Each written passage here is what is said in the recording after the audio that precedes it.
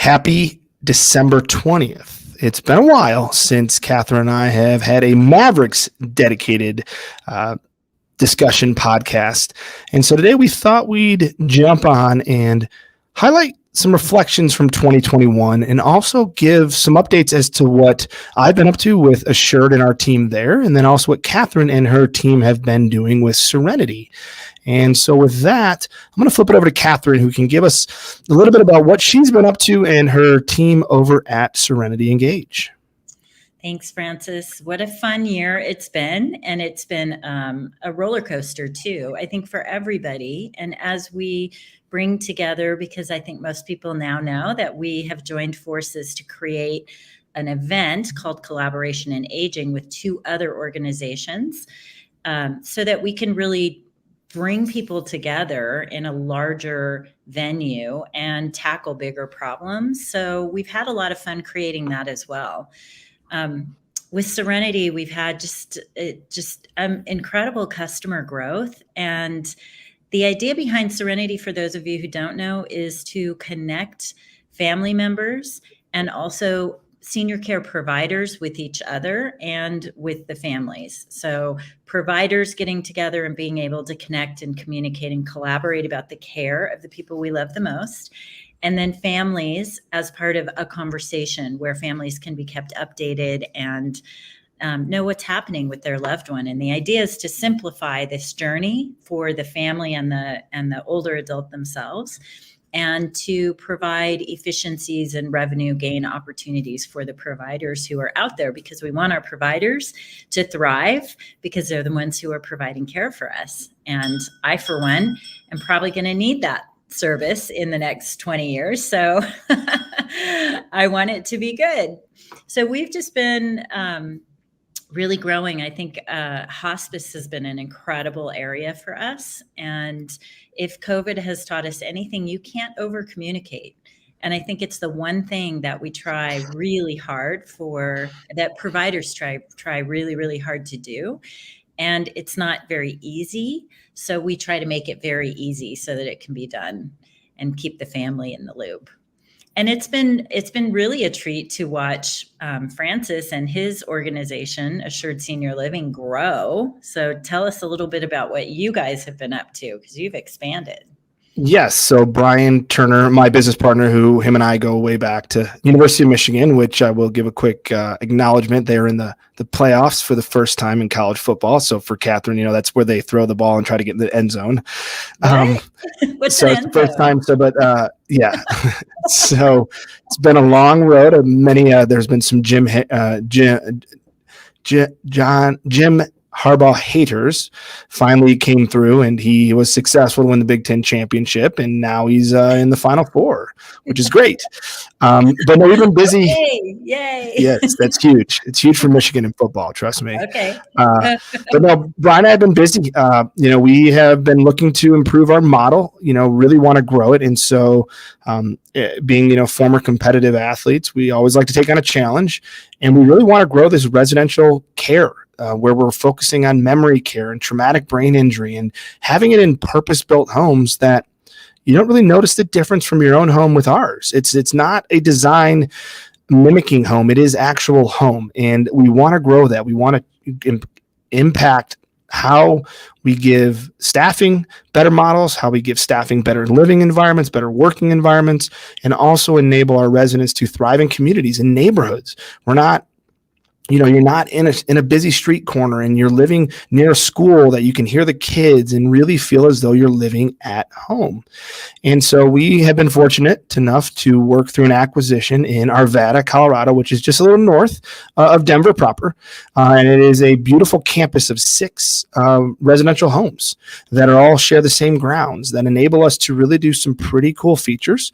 We additionally have some staff housing on site as well too that help with our retention of staff and really gives us that true family experience. And so we're just very excited, Brian and I, to begin to expand that model north, because a lot of our stuff has been in Castle Rock and Parker. And so now we can really have a positive impact on families north, because when you're working with someone with dementia or brain injury, it's not the end. It's just a different chapter. And so that's really important for our team to be involved, to help navigate. We're just the navigators, and we want our residents to find their sense of purpose, find that drive, and find that creativity for where they are in life today. And it's really cool to see how our model can impact some real positivity at times that can be a little unsettling. And it's great with, things that we're pushing the envelope on. We use virtual reality from Rendeavor, which is so cool. We're trying to even enhance a little bit about that. Say more about it. What's the experience like? Because you can actually bring family members who are at home into the same experience. They're having a shared virtual experience. Yeah. So we're trying to really work with them on improving that. So, you can, as a family member, can see what they're seeing. You guys can both put headsets on there. I know they're working on remote capabilities as well too, but you literally can come sit next to your loved one. You could be in a hot air balloon. You could be in a wild field with horses. You could be touring, streets of Paris. And, I was fortunate. They actually, one of their senior leaders came out, Nick came out from Rendeavor this past week, and him and I met. I toured him around our campus, and, they're really looking at how to improve that social experience, right? Of how do we make this more engaging? How do we bring more positivity through stimuli? I don't know if we're still on, or if that was what we're doing. Okay, there we go. Yep. I can't we're tell trying to bring essential oils in, and also I can't. Something froze. Look, my internet just went wonky for a second there. That's okay. But no, we're trying to bring essential oils in, and then also some tactile stuff like maybe leather for hides of cows or grass, or just ways to start hitting multiple sensors versus just visual and auditory, but olfactory as well as tactile feedback. So what we know from years of research, and COVID just put a big old spotlight on it, is isolation is not good for anybody, particularly the vulnerable, who are older adults with memory, generally with some sort of dementia issues, or physical ailments, and traumatic brain injury. And so what that allows, what you're offering your residents and their family members, is a way to have a shared experience. And it does sound like they have to sit next to each other right now, but the ability for them to experience something that across the world together, and go through the Louvre together, go take a walk in Italy together through the mountains. I think that there are so many things that we're learning. And one of the things that I really want to highlight is being adaptable. And we know that we all have to be adaptable, because the only thing constant is change. None of this is new to any of us. Yet, interestingly, we sometimes act surprised. I do it too, because we're humans. Something changes and we act surprised. Well, we all know change is constant. So how do we adapt to that change? And I think what you're describing there with Rendeavor and some of the tactile things you're talking about, the things that you do for your residents and their family members, is really about how do we adapt and continue to learn and grow and make the tweaks that we need to make to just constantly improve. In the software world, we call it continuous improvement. It's the same thing, right? It's how do we continually improve? And it might just be a small step, or it might be a big leap, or anything in between.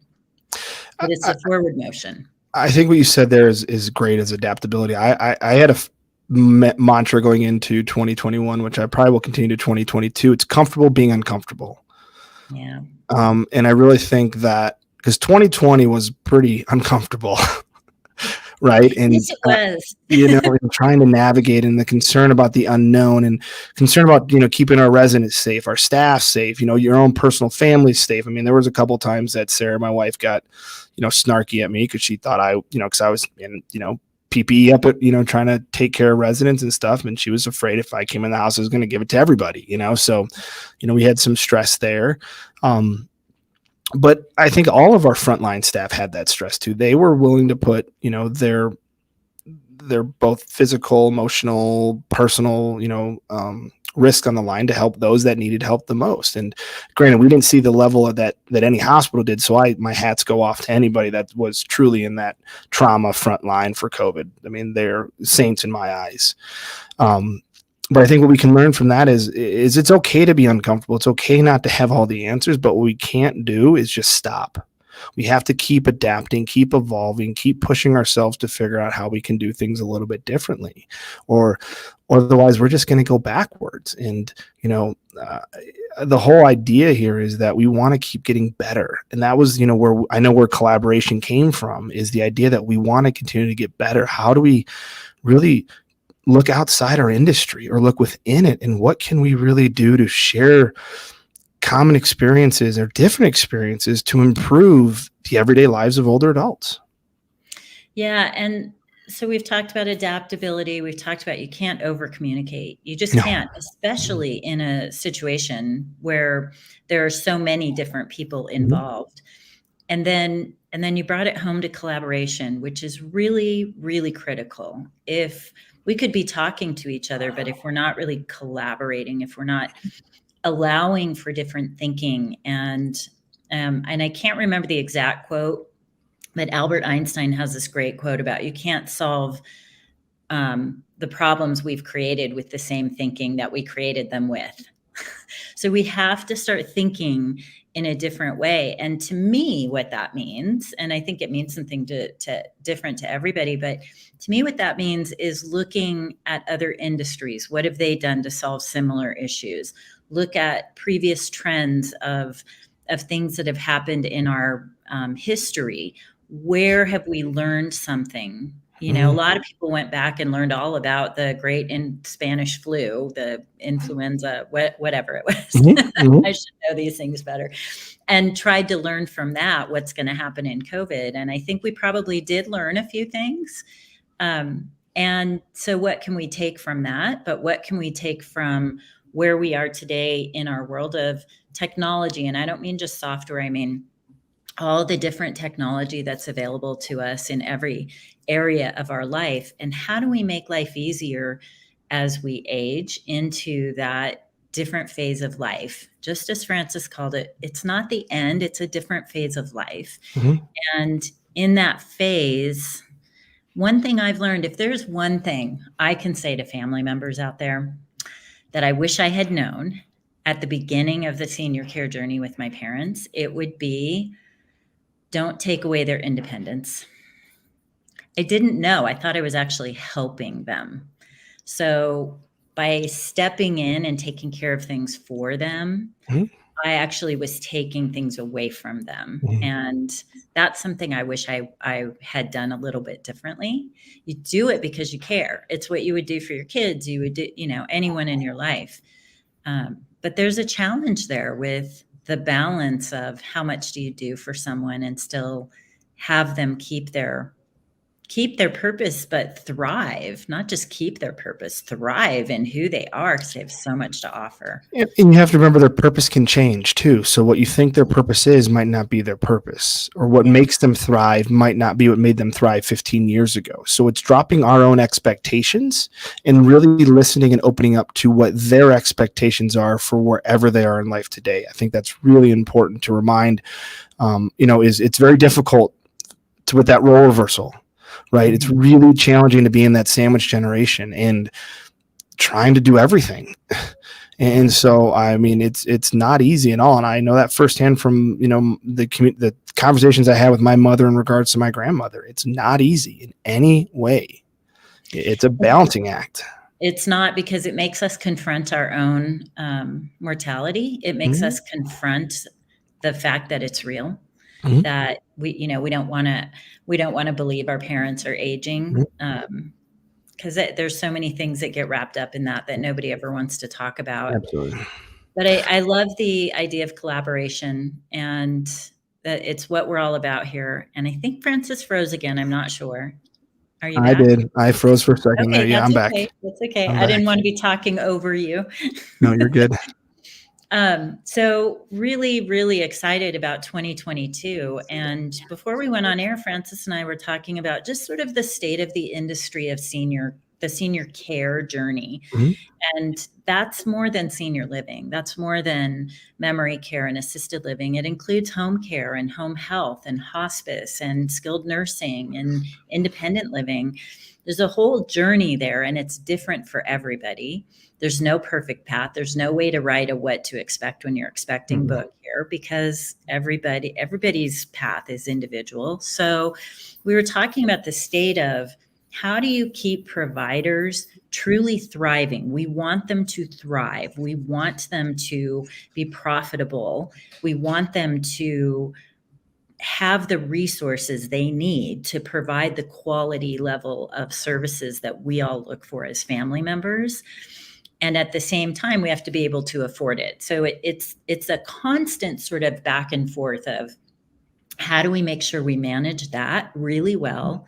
And I think that the industry is ready. 2022 feels like a year of, how do we look at our efficiency and not taking away efficiency in a good way without taking anything away from the quality of care, or maybe even adding to the quality of care, because we're not wasting time on things that we don't need to spend time on, because there are better ways to do it.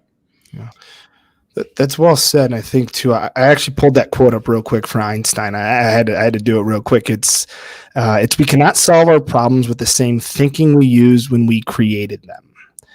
And I think that really says a lot. Going off the state of the industry is, we have to remember the model isn't that old for aging. The 40s and 50s, I think, was when the first nursing homes came about. So we have to remember we're essentially infancy state of this industry, if you look at it. And all of a sudden now we're thrust upon more and more people and different options in the resort style living and independent living and assisted living and memory care and skilled nursing and home care and hospice care and palliative care and everything in between, that it's easy for us to get lost even as providers, even as family members, even as older adults ourselves. And I think what's really important here is, to recognize it is your journey. There is no two journeys are alike, no two family journeys are alike, and that is okay. And I think it's also really important is that it needs to be more of a collaborative effort in aging. So you're not doing it for your parents or doing it for your spouse, you're doing it with.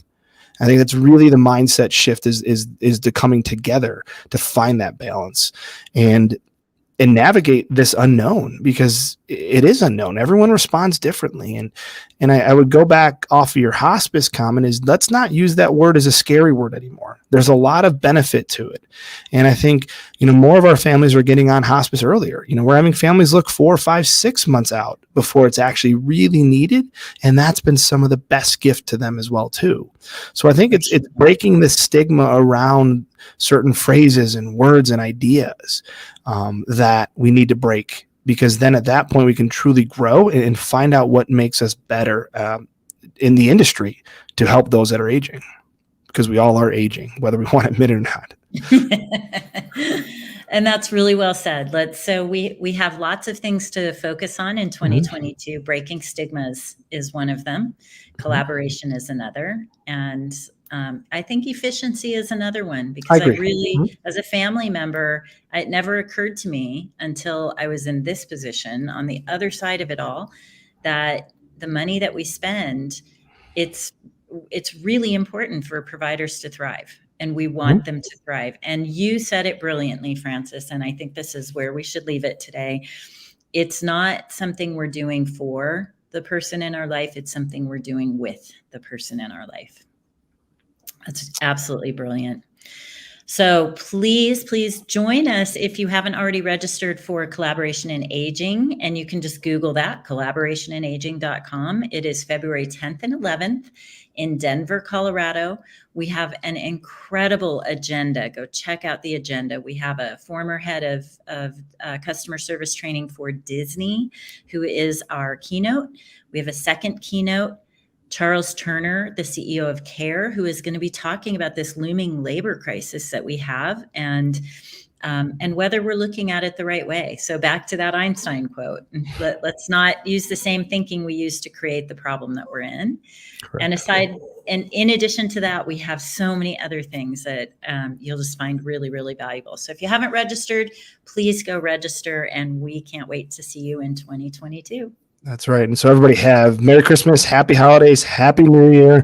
Enjoy some time, and don't forget during this busy time to have some self-care.